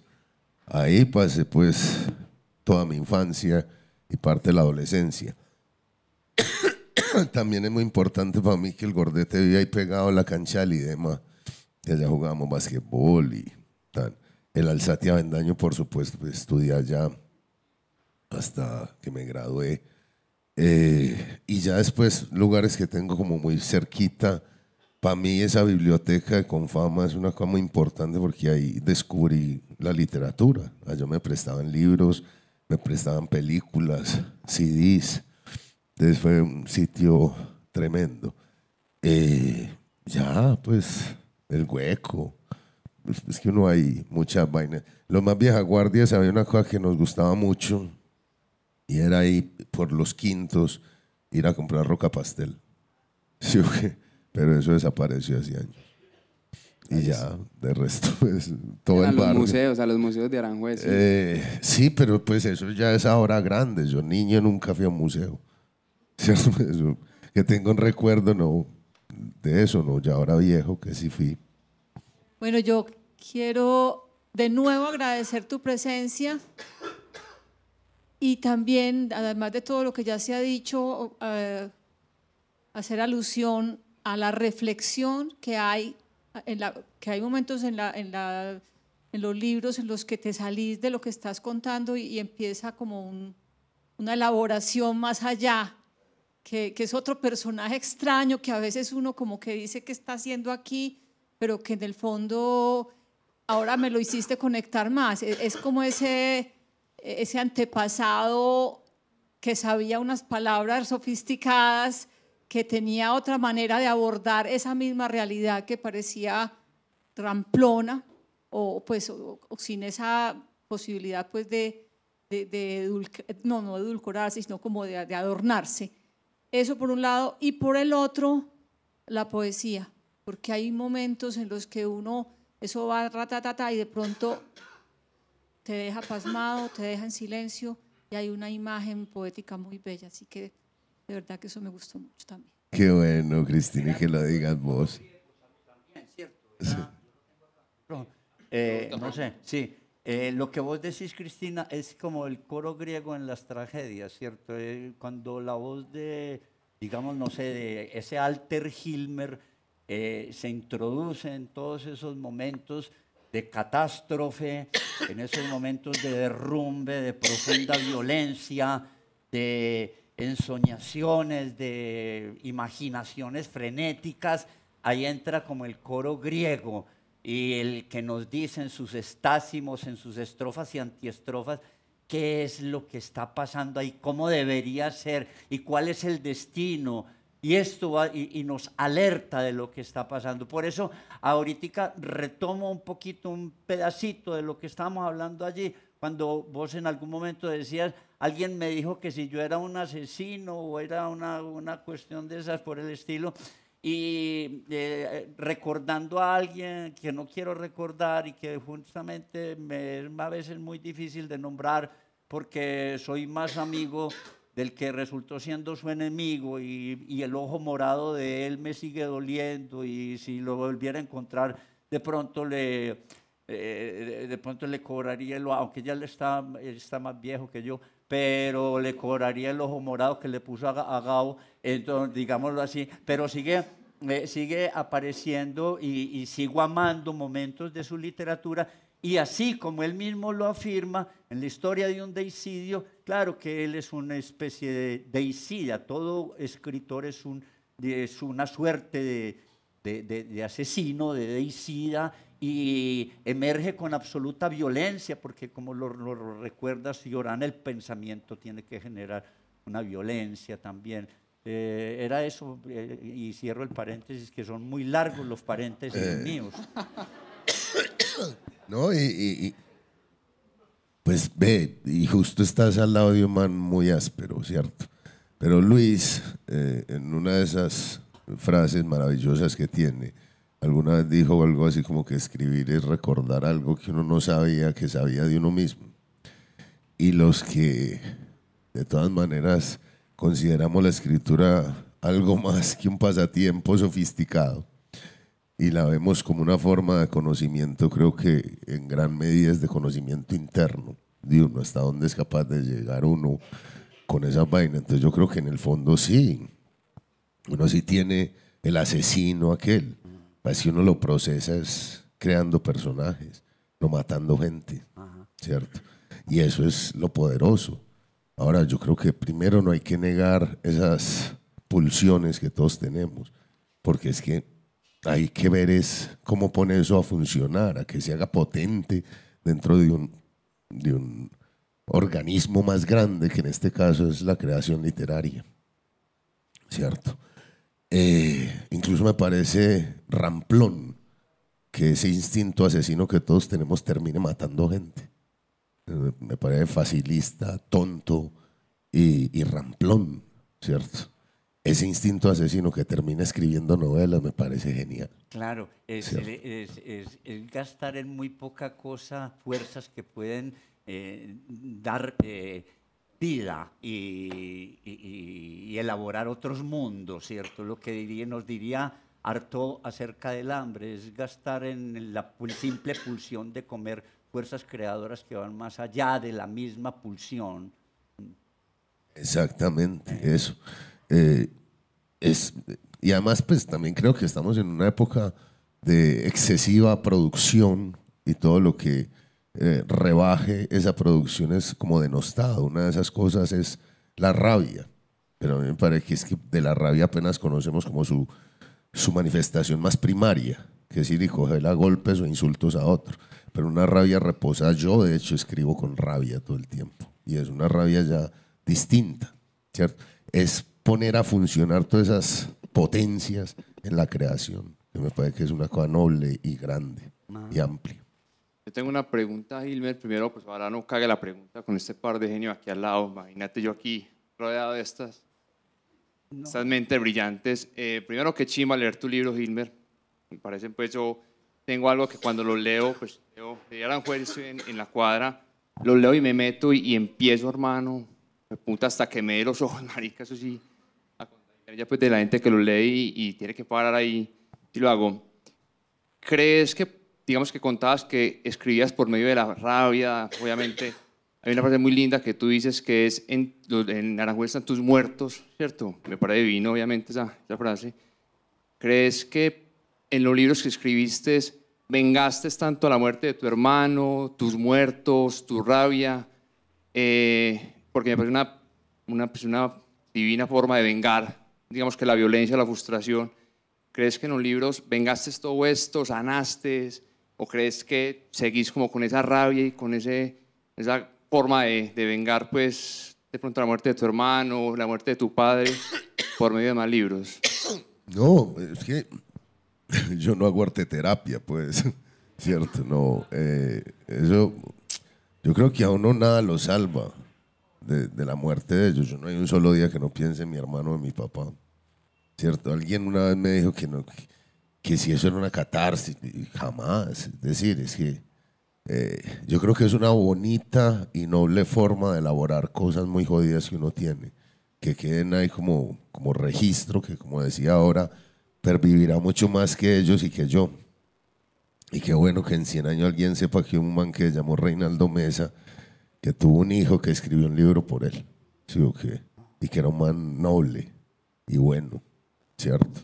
Entonces eso me parecía mucho más bacano que cualquier otra cosa, pero eso no me da... Es decir, lo que le pasa a uno cuando le muere la gente que uno adora en su vida, eso no se quita nunca, jamás, ni escribiendo libros, ni haciendo nada, pero eso es lo que lo constituye a uno también. Y tenerlos ahí y de alguna manera representarlos es importante. Por acá en general podemos preguntar. Sí. Bueno, buenas noches. ¿Qué más? Hay una cosa que me conmueve mucho del libro y es de alguna manera la empatía con el victimario. Y más allá que simplemente una empatía, siento que es como esa diatriba entre el bien y el mal, siento que expresas como simplemente el destino, como él está yendo hacia su destino.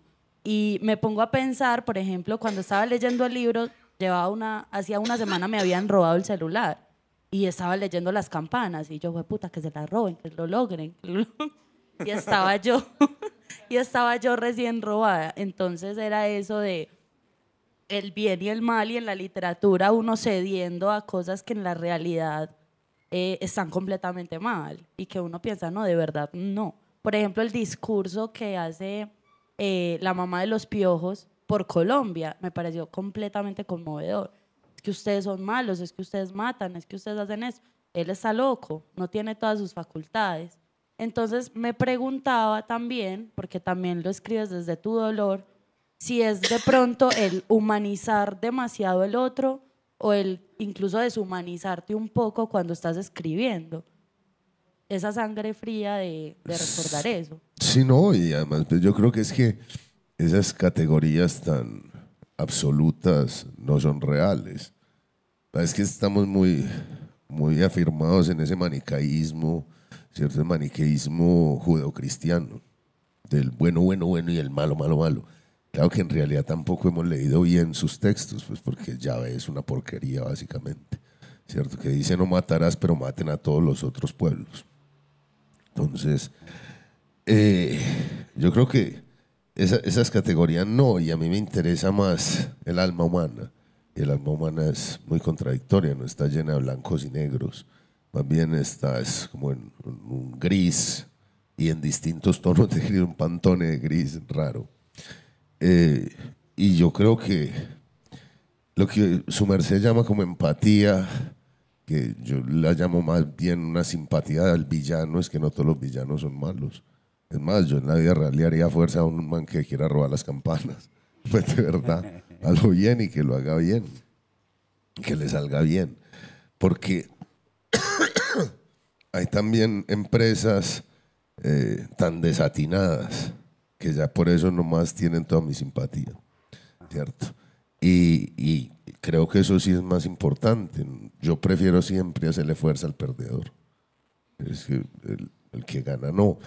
Y yo creo que no voy a utilizar la de Roy Barreras, que la política es flexible. No, la ética tampoco es flexible, pero sí hay que mirar el panorama amplio, ¿cierto? Exactamente robar per se no es malo, ¿cierto? Todo tiene unos matices. Entonces, dentro de esos matices hay que intentar jugar con eso. Eso al menos es lo que a mí me interesa, crear historias en las que los matices sean más llevaderos, donde los podamos analizar mejor. Construir personajes como los cuentos clásicos, ¿cierto? Pues la bruja malvada, eso ya no tiene sentido hoy en día. El alma humana es un poco más compleja. Hilmer, por acá, a tu derecha. Por aquí.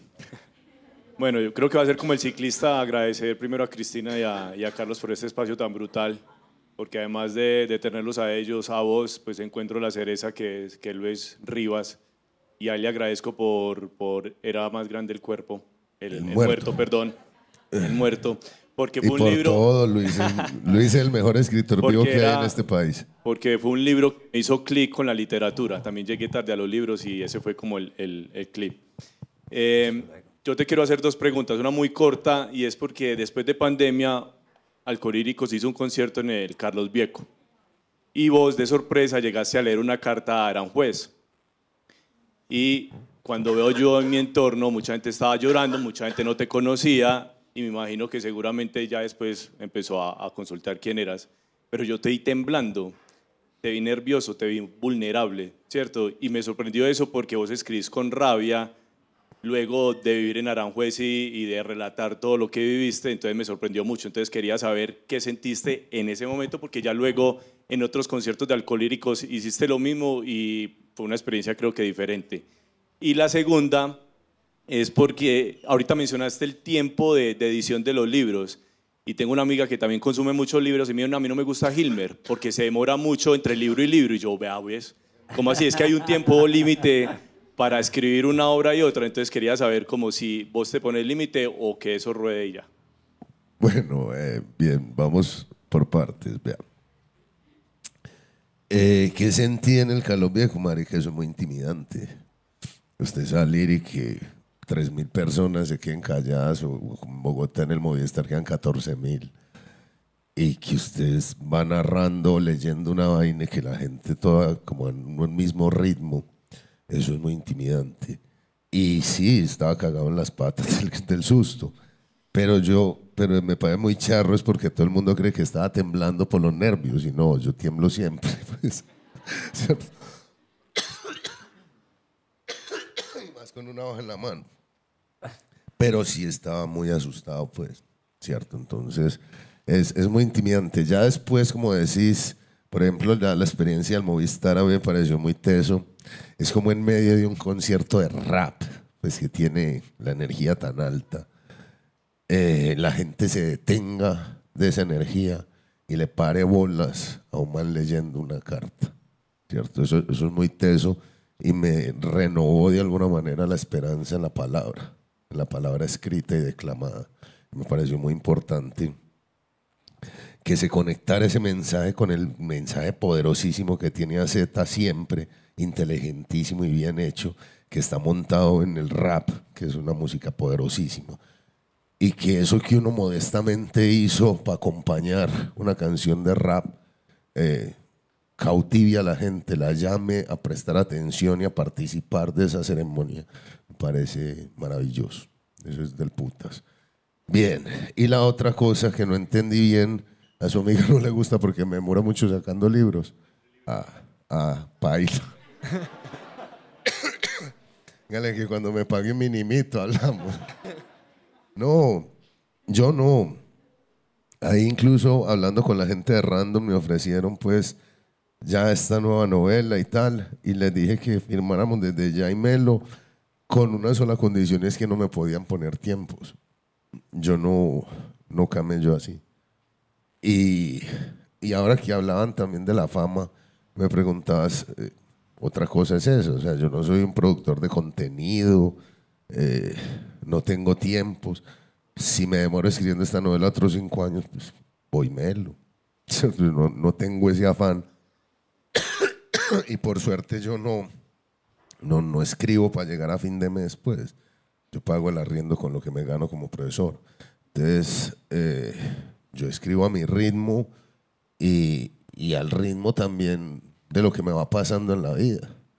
Yo he destruido novelas completas, pues porque veo que no. Hubo una novela que escribí, la escribí toda y era muy larga, pero no me gustó el personaje, porque me di cuenta que no era capaz de pensar como ese personaje. Después no tengo ningún problema también en que si no sale como quisiera, pues no la saco y ya. Yo creo que yo voy a escribir hasta que me muera. Publicar, no sé. Eso depende de otras cosas, depende de que les guste a la editorial o de que yo me sienta cómodo con lo que hice. Estas 3 novelas son la mejor versión de lo que pude hacer en ese momento. Por eso las tienen ahí. Las que vengan, si están a esa altura, voy Melo. Si no, no tengo ningún problema en no sacar más nada.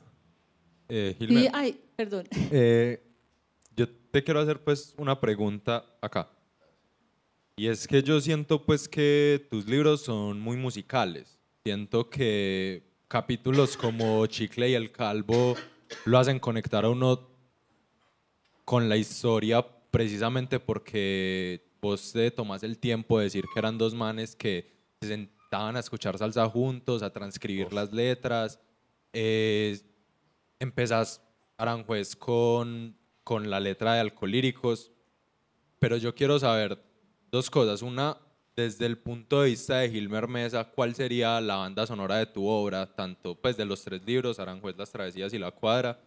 ¿Cuál sería esa banda sonora para vos? Y también como la música que escuchaste en el barrio cuando eras joven te conecta con esas historias o en tu proceso pues de escribir. ¿Cómo esa música con la que vos creciste te conecta con las historias que contás? Y si en cierto momento alguna canción te hace volver a como a eso que viviste o a esas historias, y cómo es ese proceso para vos desde la música o desde lo musical.